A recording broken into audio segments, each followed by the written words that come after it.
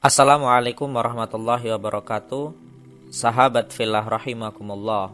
Waktu terus berganti dan Nabi Muhammad SAW pun kemudian wafat. Kekhilafahan Abu Bakar pun telah diganti pula oleh Umar bin Khattab. Suatu ketika Khalifah Umar teringat akan sabda Nabi tentang Uwais Al-Qarni, yaitu pemuda penghuni langit.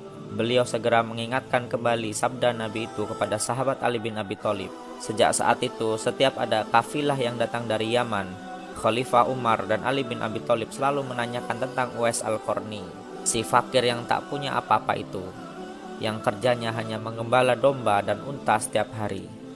Mengapa Khalifah Umar dan sahabat Nabi, Ali bin Abi Thalib, selalu menanyakan dia?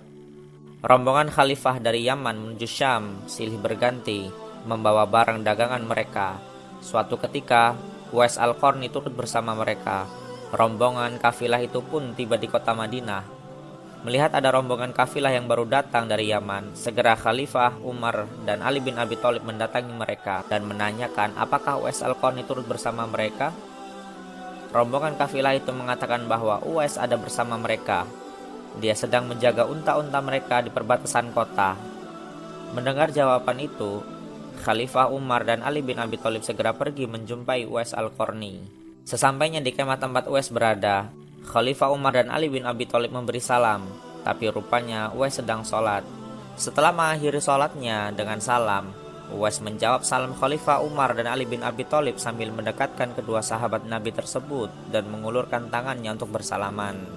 Sewaktu berjabatan, Khalifah dengan segera mengembalikan telapak tangan Uwais.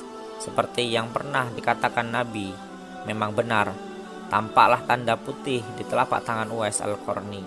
Wajah Uwais nampak bercahaya. Benarlah seperti sabda Nabi, bahwa ia adalah penghuni langit. Khalifah Umar dan Ali bin Abi Thalib menanyakan namanya, dan dijawab Abdullah. Mendengar jawaban Uwais, mereka tertawa dan mengatakan, kami juga Abdullah, yakni hamba Allah. Tapi siapakah namamu yang sebenarnya? Uwais kemudian berkata, nama saya Uwais Al-Qarni. Dalam pembicaraan mereka diketahuilah bahwa ibu Uwais telah meninggal dunia. Itulah sebabnya ia baru dapat turut bersama rombongan kafilah dagang saat itu. Akhirnya Khalifah Umar dan Ali bin Abi Thalib memohon agar Uwais membacakan doa dan istighfar untuk mereka. Uwais enggan dan dia berkata pada Khalifah, sayalah yang harus meminta doa pada kalian. Mendengar perkataan Uwais, Khalifah berkata, kami datang ke sini untuk memohon doa dan istighfar dari Anda. Seperti dikatakan Rasulullah SAW sebelum wafatnya, karena desakan kedua sahabat ini, Uwais Al-Qarni akhirnya mengangkat tangan, berdoa dan membacakan istighfar. Setelah itu, Khalifah Umar berjanji untuk menyumbangkan uang negara dari Baitul Mal kepada Uwais untuk jaminan hidupnya. Segera saja Uwais menampik dengan berkata, hamba mohon supaya hari ini saja hamba diketahui orang. Untuk hari-hari selanjutnya, biarlah hamba yang fakir ini tidak diketahui orang lagi. Beberapa tahun kemudian, Uwais Al-Qarni berpulang ke rahmatullah. Anehnya, pada saat dia akan dimandikan, tiba-tiba sudah banyak orang yang ingin berebutan, ingin memandikannya. Dan ketika dibawa ke tempat pembaringan untuk dikafani, di sana pun sudah ada orang-orang yang sudah menunggu untuk mengkafaninya. Demikian pula ketika orang pergi hendak menggali kuburnya, di sana ternyata sudah ada orang-orang yang menggali kuburnya hingga selesai. Ketika Uwais Al-Qarni dibawa ke pekuburannya, luar biasa banyaknya orang yang berebutan untuk menusungnya. Meninggalnya Uwais Al-Qarni telah menggemparkan masyarakat kota Yaman. Banyak terjadi hal-hal yang amat mengherankan. Sedemikian banyak orang yang tak kenal berdatangan untuk mengurus jenazah dan pemakamannya. Padahal Uwais Al-Qarni adalah seorang yang fakir yang tidak dihiraukan orang.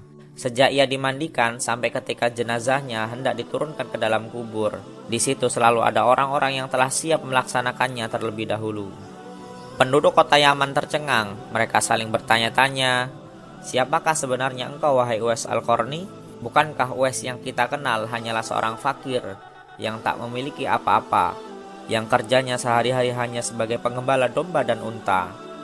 Tapi ketika hari wafatnya, engkau menggemparkan penduduk Yaman dengan hadirnya manusia-manusia asing yang tidak pernah kami kenal.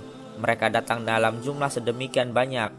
Agaknya mereka adalah para malaikat yang diturunkannya ke bumi hanya untuk mengurus jenazah dan pemakamannya. Berita meninggalnya Uwais Al-Qarni dan keanehan-keanehan yang terjadi ketika wafatnya telah tersebar kemana-mana. Baru saat itulah penduduk Yaman mengetahuinya siapakah sebenarnya Uwais Al-Qarni.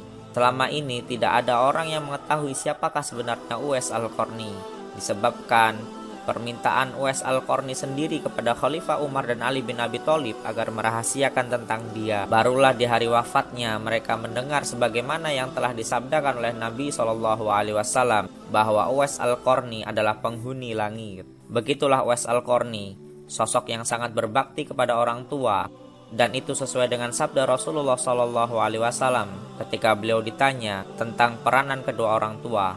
Beliau menjawab, mereka adalah yang menyebabkan surgamu atau nerakamu. Hadis riwayat Ibnu Majah. Wallahu a'lam bishawab.